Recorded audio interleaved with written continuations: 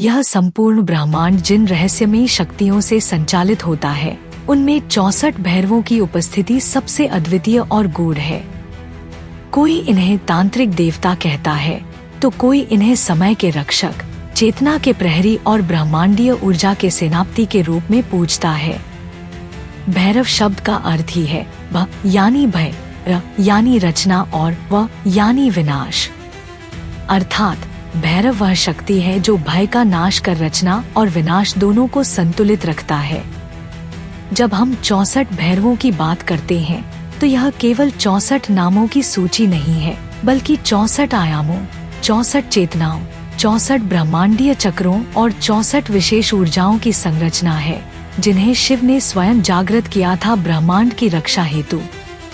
इन भैरवों का कार्य केवल आध्यात्मिक नहीं, बल्कि लौकिक, पारलौकिक और अतीन्द्रिय है।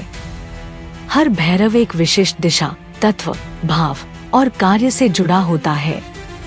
उदाहरण के लिए त्रिशूल भैरव शरीर के 3 प्रमुख नाड़ियों को संतुलित करता है, इड़ा, पिंगला और सुषुम्ना। काल भैरव समय का स्वामी है, जो भूत, भविष्य और वर्तमान को एक साथ देख सकता है। वज्र भैरव रुद्राक्षों और तंत्र मंत्र की रक्षा करता है। चक्र भैरव साधक को ऊर्जा के साथ चक्रों से जोड़ता है और उसे ब्रह्मरंध्र की ओर प्रवाहित करता है। भीषण भैरव साधक के भीतर के मोह, भय और आलस्य का विनाश करता है।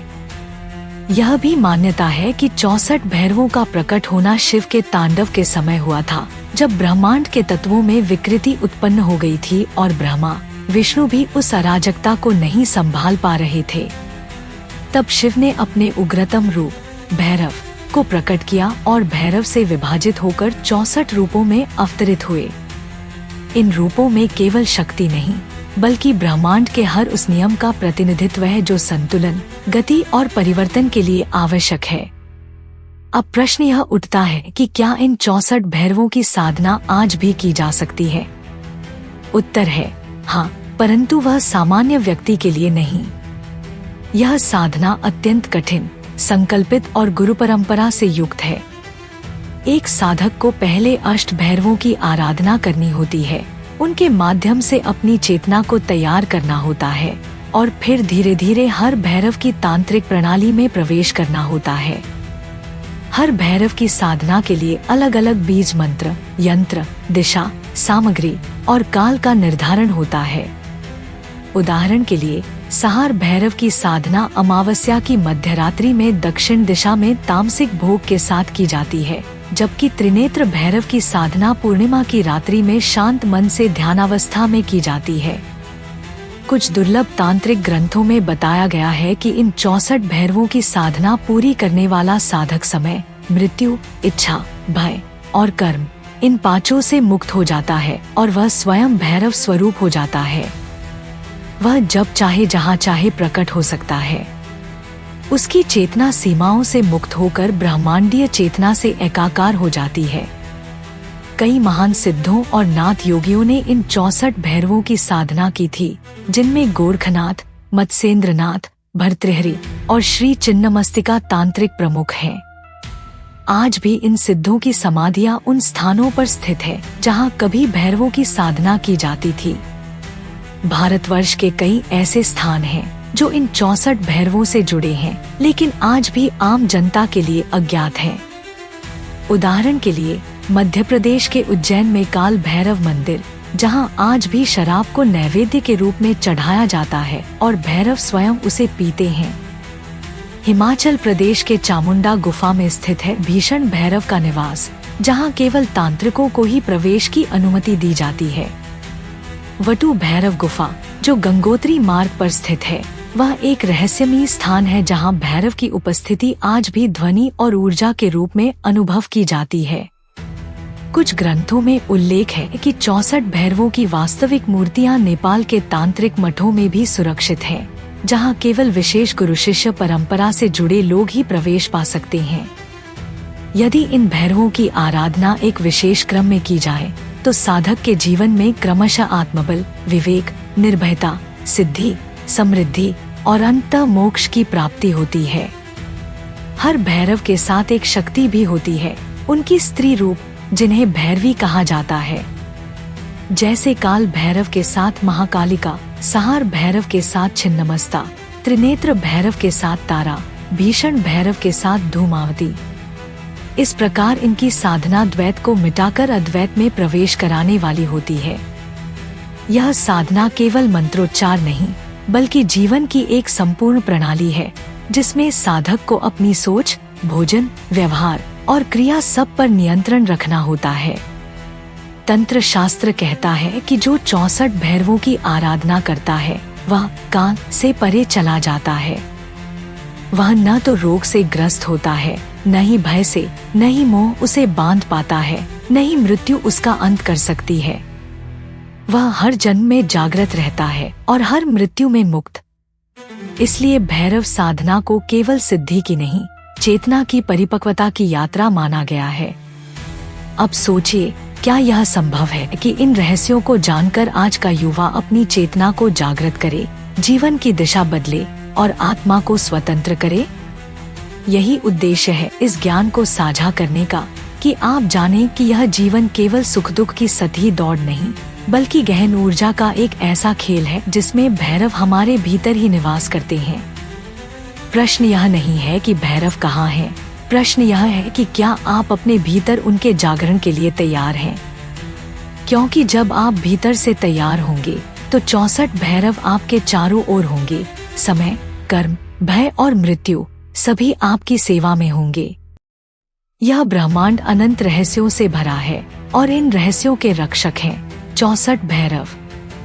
ये केवल देवता नहीं, बल्कि समय, अंतरिक्ष और चेतना के रहस्यमय संरक्षक हैं। इनका उल्लेख केवल सतही रूप से नहीं, बल्कि गूढ़ तांत्रिक ग्रंथों, शैव आगमों और तंत्र साहित्य में अत्यंत गोपनीयता से किया गया है। सबसे पहले समझिए अष्ट भैरवों की भूमिका। ये 8 दिशाओं की रक्षा करते हैं। पूर्व की दिशा की रक्षा करते हैं असितांग भैरव, जो चेतना की जागरूकता के प्रभु हैं। पश्चिम की रक्षा करते हैं रुद्र भैरव, जो कर्मों का लेखा जोखा रखते हैं। उत्तर दिशा के स्वामी हैं कपाल भैरव, जो मृत्यु के पार की यात्रा में आत्मा का मार्गदर्शन करते हैं। दक्षिण दिशा की रक्षा करते हैं क्रोध भैरव, जो अत्याचार का विनाश करते हैं। उत्तर पूर्व में चंड भैरव, उत्तर पश्चिम में क्रोधन भैरव, दक्षिण पश्चिम में भीषण भैरव और दक्षिण पूर्व में सहार भैरव विराजमान हैं। ये केवल दिशाओं की रक्षा नहीं करते, बल्कि चेतना के आयामों की भी सुरक्षा करते हैं। प्रत्येक अष्ट भैरव से निकलते हैं 8 भैरव और इस प्रकार कुल बनते हैं 64 रहस्यमयी भैरव। हर भैरव की अपनी एक शक्ति, एक विशेष ऊर्जा और एक विशेष उद्देश्य होता है। कोई योगियों को समाधि की शक्ति देता है, तो कोई मृत्युंजय विद्या का स्वामी होता है। कोई तंत्र साधना में गुप्त मंत्रों का अधिपति होता है, तो कोई भूत प्रेत बाधाओं को नष्ट करता है। इन 64 भैरवों के नाम गूढ़ हैं: उग्र भैरव, भीषण भैरव, संहारक भैरव, चक्रवर्तिन भैरव, वज्र भैरव, काल भैरव, त्रिपुरांतक भैरव, योगेश्वर भैरव, त्रिनेत्र भैरव, प्रेतनाथ भैरव और अन्य, जो केवल विशेष साधकों को ही प्रकट होते हैं। इनका प्रत्येक रूप एक ऊर्जा केंद्र है और इनसे जुड़ी तांत्रिक विद्याएं केवल योग्य साधकों को ही सिद्ध होती हैं। शास्त्रों में कहा गया है कि जो इन 64 भैरवों के मूल स्वरूप को जान लेता है, वह अपने जीवन की हर दिशा, हर बाधा, हर जन्ममरण के चक्र को समझ और पार कर सकता है। अब बात करें उन गुप्त मंदिरों की जहां आज भी इन भैरवों की ऊर्जा जीवित है। भारत के हिमालय क्षेत्र में ऐसे कई मंदिर हैं जो आम लोगों की नजरों से छिपे हैं। विलंगु भैरव मंदिर तमिलनाडु, काल भैरव नाथ मंदिर वाराणसी, भैरव गुफा हिमालय और भीम शंकर के पास स्थित भैरव कुटी, ये सब ऊर्जा केंद्र हैं जहां विशेष समय पर विशेष तांत्रिकों द्वारा साधना होती है।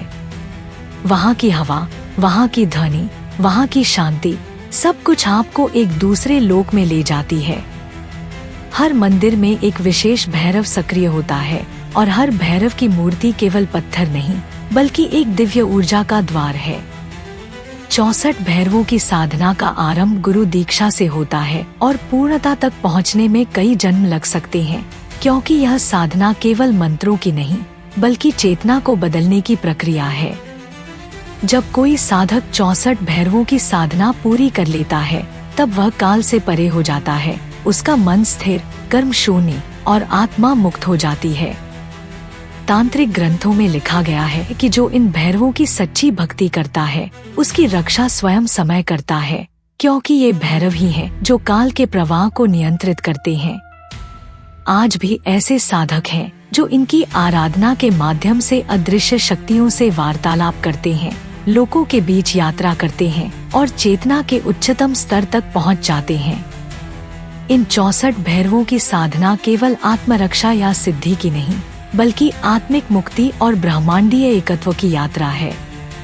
इनकी आराधना हमें यह सिखाती है कि यह जीवन केवल कर्म, भोग और मरण का खेल नहीं है, बल्कि यह एक महान चेतना यात्रा है, जिसमें भैरव हमारे मार्गदर्शक, रक्षक और अंतिम लक्ष्य तीनों हैं।